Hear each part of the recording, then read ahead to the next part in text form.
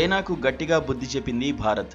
Operation Sindoor మీద తప్పుడు కథనాలను ప్రచారం చేస్తున్న డ్రాగన్ కంట్రీకి సంబంధించిన న్యూస్ ఏజెన్సీలను ట్విట్టర్లో బ్లాక్ చేసింది. చైనాలోని అధికార కమ్యూనిస్టు పార్టీకి చెందిన గ్లోబల్ టైమ్స్ అనే ఆంగ్ల పత్రికతో పాటు ఆ దేశ అధికార న్యూస్ ఏజెన్సీ జిన్హువా ఎక్స్ అకౌంట్లను బ్లాక్ చేసింది మోదీ సర్కారు. ఆపరేషన్ సింధూర్ విషయంలో ప్రజల్ని తప్పుదోవ పట్టించేందుకు ప్రయత్నించడం, ధృవీకరించకుండానే సమాచారాన్ని వ్యాప్తి చేయడం విషయంలో చైనాపై ఇప్పటికే అక్కడి భారత ఎంబసీ మండిపడింది.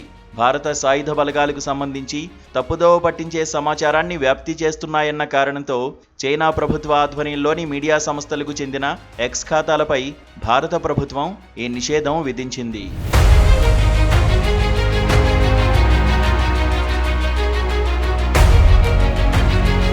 ఆపరేషన్ సింధూర్ మీద కొన్ని పాకిస్తాన్ అనుకూల వర్గాలు నిరాధార ఆరోపణలు, దుష్ప్రచారం చేస్తున్నాయని భారత ప్రభుత్వం పేర్కొంది.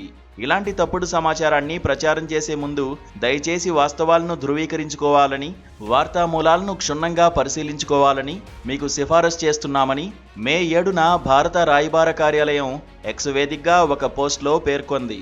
ఆపరేషన్ సింధూర్ నేపథ్యంలో కొన్ని పాకిస్తాన్ అనుకూల హ్యాండిళ్లు నిరాధారమైన ఆరోపణలను వ్యాప్తి చేస్తూ ప్రజలను తప్పుదోవ పట్టించే ప్రయత్నం చేస్తున్నాయని ఆగ్రహం వ్యక్తం చేసింది.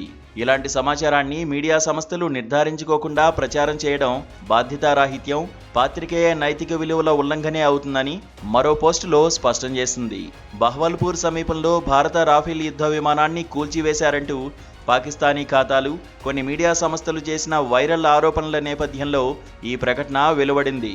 ప్రచారంలో ఉన్న ఒక చిత్రాన్ని పిఐబి ఫ్యాక్ట్ చెక్ బృందం తప్పుదోవ పట్టించేదిగా గుర్తించింది.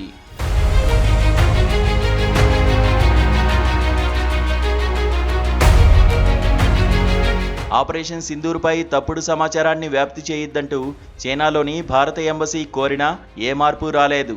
డ్రాగన్ కంట్రీకి చెందిన న్యూస్ ఏజెన్సీలు ఫేక్ న్యూస్ను ప్రచారం చేయడంతో మోదీ సర్కార్ కీలక నిర్ణయం తీసుకుంది.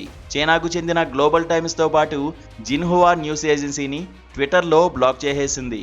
దీంతో పాటు అరుణాచల్ ప్రదేశ్ విషయంలో రెచ్చగొడుతున్న చైనాకు భారత్ గట్టిగా బుద్ధి చెప్పిందనే అభిప్రాయాలు వ్యక్తమవుతున్నాయి.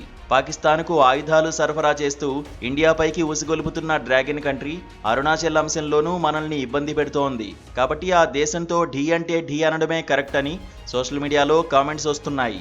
కాగా అరుణాచల్ ప్రదేశ్లోని కొన్ని ప్రాంతాల పేర్లను మార్చింది చైనా. అసలే పాకిస్తాన్ చేసిన అతితో సీరియస్గా ఉన్న ఇండియాను పేర్ల మార్పుతో రెచ్చగొట్టింది డ్రాగన్. దీనిపై మోదీ సర్కార్ ఆగ్రహం వ్యక్తం చేసింది. చైనా వ్యర్థ విఫల యత్నాలను గమనిస్తున్నామని పేర్కొంది. అరుణాచల్ ఎప్పటికీ తమ భూభాగమేనని కేంద్ర ప్రభుత్వం తేల్చి చెప్పింది. పేర్లు మార్చినంత మాత్రాన వాస్తవాలు మారవంటూ డ్రాగన్కు ఇచ్చిపడేసింది.